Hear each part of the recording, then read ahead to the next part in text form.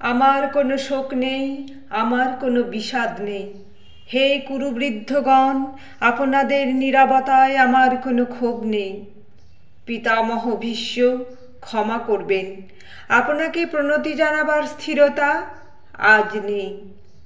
আর কর্ণ, তোমার জন্য ঘৃণাও বড় বেশি মনে হয়। আর হে আমার পঞ্চস্বামী, আর্যাবর্ত, বিজয়ী বীর শ্রেষ্ঠ অর্জুন, শক্তিমান ভীম, নকুল, সহদেব, আর আপনি ধর্মপুত্র, আপনারা সবাই আমার কৃতজ্ঞ অভিবাদন গ্রহণ করুন। আমি সর্বাজ্ঞা নই, যজ্ঞভূমির অগ্নি থেকে আমার জন্ম, ধর্মাধর্মের ক্ষুরধার পথ আমার অজানিত।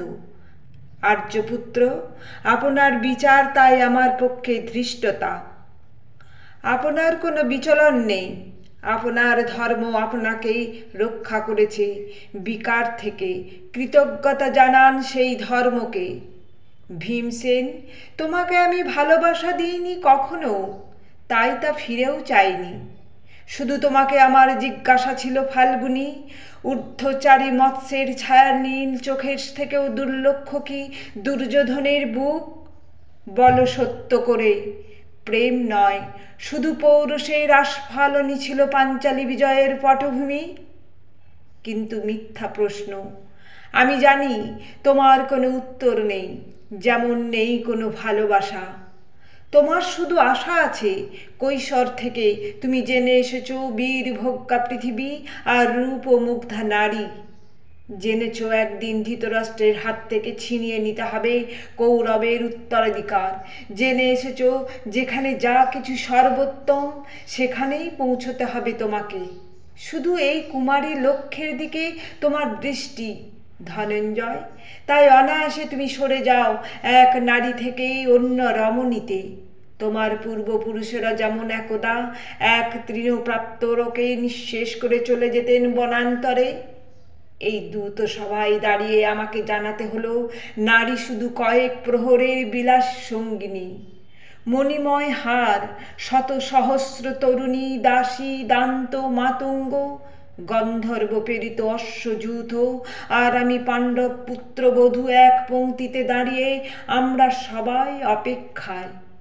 পিতৃগৃহে যেমন দেখেছিলাম, আহিরিনীরা দূর গ্রাম থেকে নিয়ে আসে তাদের পসরা, আর তার ওপর ঝুঁকে পড়ে লুব্ধকে তারার দল আমাকে ব্যবহার করার জন্য, তেমনি উন্মুখ হয়ে আছে যারা আমার পতির আত্মীয়। আর আমাকে বিলিয়ে দিচ্ছেন যারা, তারা আমার পঞ্চস্বামী, বিবাহের মঙ্গলসূত্র হাতে বেঁধে যারা একদিন আমার ওপর নিয়ম সিদ্ধ করেছিলেন তাদের অধিকার। না, শুধু রত্নমণ্ডিত সভাগৃহেই নয়, আরও আগে আমাকে জানতে হয়েছিল আমার কোনো বাসনা নেই, নেই কোনো নিজস্ব ইচ্ছা।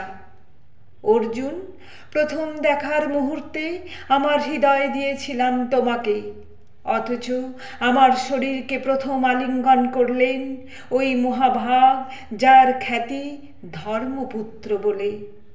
ইন্দ্রপ্রস্থের সৌধ শিখরে যখন আছড়ে পড়ত নববর্ষের জলধারা, যখন আমার কামনা ছুতে চাইত তোমাকে, আমার অনুৎসুক দেহকে তখন আকর্ষণ করত অন্য কেউ, যে আমার স্বামী।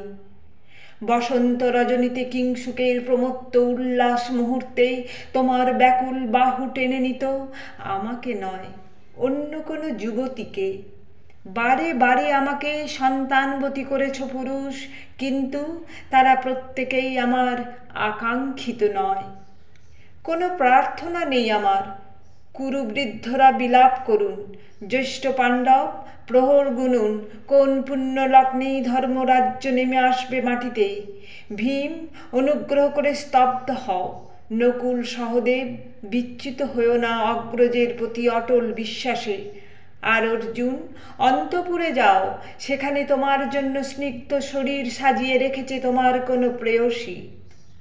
শোক নয়, লজ্জা নয়, এই রাজগৃহে দাঁড়িয়ে আমি জানলাম প্রেম নয়, অধিকার নয়, নারী শুধু প্রয়োজনের। জানলাম এখানে কোনো ভেদ নেই ধর্মপ্রাণ যুধিষ্ঠির, শক্তিমান ভীম, প্রেমিক অর্জুন আর লোলুপ ধৃতরাষ্ট্রনন্দনদের মধ্যে।